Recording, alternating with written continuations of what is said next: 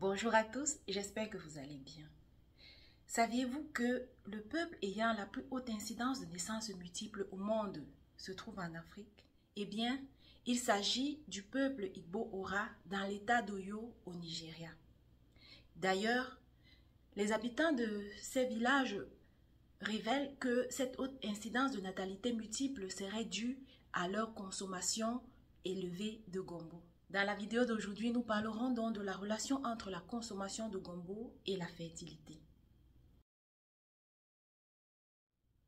Dans la plupart des pays d'Afrique subsaharienne tels que le Cameroun et le Nigeria, la consommation de gombo est déconseillée pour les hommes en raison de ce que cela pourrait conduire à une impuissance sexuelle ou baisser la fertilité.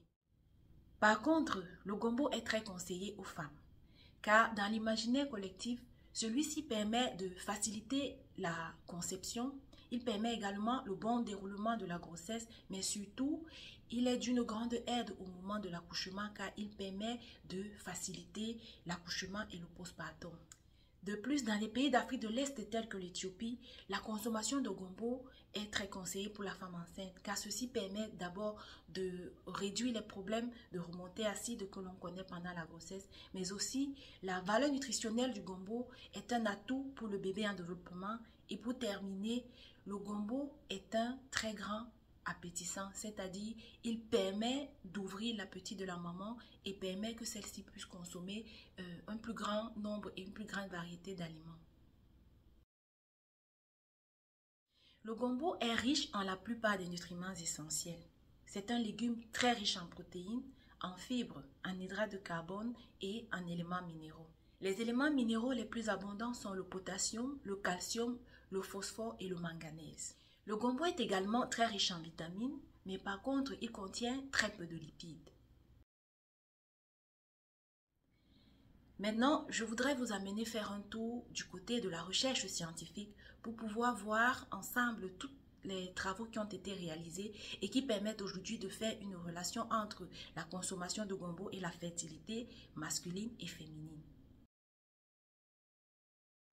Rappelons que l'infertilité masculine est l'incapacité pour un individu mâle de provoquer une grossesse au bout d'un an ou plus de relations sexuelles régulières non protégées avec une femelle fertile. Dans une étude publiée en 2022, les chercheurs ougandais et nigériens, Obeten et collaborateurs, administrent pendant 2 semaines par voie orale de l'extrait à queue de gombo à des rats de laboratoire mâles. Ils évaluent par la suite les effets de cet extrait sur des paramètres morphologiques et fonctionnels tels que la structure du testicule, du spermatozoïde ainsi que la vitalité de ces derniers. Les auteurs observent donc que les extraits de gombo qui ont été administrés à 2 doses différentes, à savoir 1 mg par kg de masse corporelle et 3 mg par kg de masse corporelle, ont augmenté la motilité des spermatozoïdes. Par contre, la viabilité de ceux-ci a été diminuée. Ils observent également qu'à la dose basse, soit 1 mg par kg, les extraits ont induit une perte de la zone germinale du testicule. Par contre, à 3 mg par kg de masse corporelle, l'extrait a produit une régression totale du testicule. Les auteurs concluent donc au vu de ces résultats que les extraits de gombo pourraient endommager la fonction testiculaire de même que la fonction des spermatozoïdes, spécialement lorsqu'ils sont administrés à haute dose. Ces résultats viennent confirmer d'autres résultats similaires précédemment obtenus par d'autres chercheurs nigérians, Uchenna et collaborateurs, publiés en 2014, qui avaient utilisé à la place de l'extrait à queue de l'extrait au méthanol. Ces auteurs avaient observé que l'administration de l'extrait au méthanol de fruits de gombo avait produit une réduction de la masse testiculaire, avait également produit une réduction du nombre de spermatozoïdes ainsi que la viabilité de ces derniers et avait même induit une dégénérescence testiculaire. Uchenna et ses collaborateurs concluaient donc au terme de cet article que la consommation régulière de gombo pourrait être destructrice pour les testicules et par conséquent pourrait conduire à l'infertilité masculine. Dans une étude publiée encore plus tôt, soit en 2009, par d'autres chercheurs nigérians, à savoir Olatunji Bello et ses collaborateurs, les auteurs avaient obtenu des résultats similaires. À la différence des deux études précédemment mentionnées, les auteurs Olatunji Bello et ses collaborateurs avaient observé que tous ces effets néfastes sur le testicule et les spermatozoïdes étaient des effets réversibles, car ils avaient observé qu'au bout de 2 semaines d'arrêt d'administration des extraits de gombo, la fonction testiculaire ainsi que la fonction spermatique étaient recouvrées. Aux auteurs donc de conclure que la consommation de gombo chez l'homme devrait être moins régulière et devrait même être parsemée de périodes de non-consommation pour pouvoir préserver la fonction testiculaire ainsi que la fertilité. Dans une étude publiée en 2022, les chercheurs nigériens Ogunwole et collaborateurs montraient les effets de l'administration de l'extrait au méthanol de fruits de gombo sur les paramètres de la reproduction chez des rats femelles. Au bout de 21 jours de traitement des rats femelles à l'aide d'un extrait au méthanol de fruits secs de gombo, les auteurs observent que l'extrait de plante a provoqué une réduction de la masse corporelle. L'administration d'extrait a également produit une réduction des taux sanguins de l'hormone follicule stimulating hormone, qui est l'hormone précurseur de la libération des 2 autres hormones connus comme étant les hormones de la féminité, à savoir l'œstrogène et la progestérone. L'extrait a également induit une inflammation sévère ainsi qu'une fibrose ovarienne et utérine. Les auteurs concluent donc que l'extrait au méthanol des fruits séchés de gombo a altéré la fonction reproductrice chez ces rats femelles. Premièrement, en détruisant la cytologie de l'ovaire et de l'utérus, mais également en réduisant les taux d'hormones de la reproduction. Dans la deuxième étude publiée en 2022, les auteurs Boroconi et collaborateurs obtiennent des résultats un peu plus modérés que ceux obtenus dans les précédentes études. En réalité, les auteurs administrent un extrait hydroéthanolique des feuilles, cette fois-ci de gombo, à des rats mâles et des rats femelles.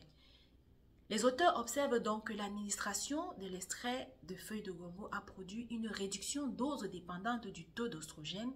Par contre, il a produit une augmentation toujours dose dépendante du taux de progestérone et de testostérone. Par contre, les auteurs n'observent pas du tout de dégradation des ovaires et des testicules à toutes les doses d'extrait.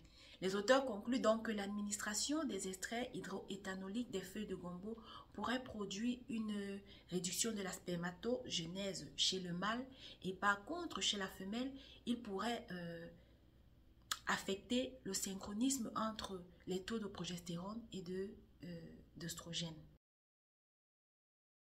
Il existe des travaux qui ont obtenu des résultats contradictoires à ceux précédemment cités.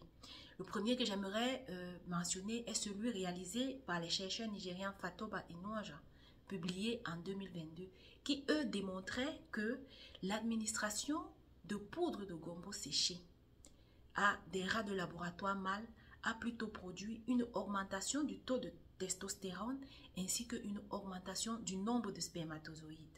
En concluant un article de revue publié en 2017 par les auteurs Bello et collaborateurs sur la relation entre la consommation de gombo et la fertilité, les auteurs concluaient que dans la plupart des études qui ont été réalisées, les fruits de gombo sont utilisés à l'état cru. Par contre, la consommation humaine de gombo se fait généralement après cuisson. Les auteurs recommandent donc de réaliser de nouvelles études en utilisant des fruits de gombo préalablement cuits sur des modèles de laboratoire. L'activité anti-fertilité du gombo a généralement été attribuée à la présence dans sa graine d'un principe actif connu comme étant un puissant contraceptif naturel masculin appelé gocipol. Seulement, dans un article publié en 2014, les auteurs égyptiens Abdel Nabehi et ses collaborateurs démontraient que les quantités de gocipol présentes dans la graine de gombo sont infiniment faibles. Nous sommes donc parvenus au thème de cette petite vidéo qui, vu son importance, m'a semblé nécessaire de faire à part. Si je devais donner un avis personnel après avoir consulté tous ces articles, j'aimerais dire que la première recommandation qui ressort de toutes ces études, c'est que la consommation de gombo devrait être modérée et de façon pas très régulière. Deuxièmement, au vu du fait que la majorité des travaux réalisés se font à partir de gombo cru, il serait vraiment intéressant de faire des études à partir du gombo cru pour pouvoir faire un parallèle plus facile avec les humains. J'aimerais donc vous remercier d'avoir écouté la vidéo jusqu'ici. Je vous invite à mettre un j'aime si elle vous a intéressé, à nous laisser en commentaire ce que vous en avez réellement pensé et à partager avec nous les astuces que vous aurez en plus en ce qui concerne le gombo et la reproduction. Je vous invite également à vous abonner à la chaîne et à partager les vidéos dans vos cercles sociaux respectifs. Et nous, on se retrouve très bientôt dans une autre vidéo pour pouvoir parler d'un autre trésor culinaire africain. D'ici là, prenez soin de vous. Bye.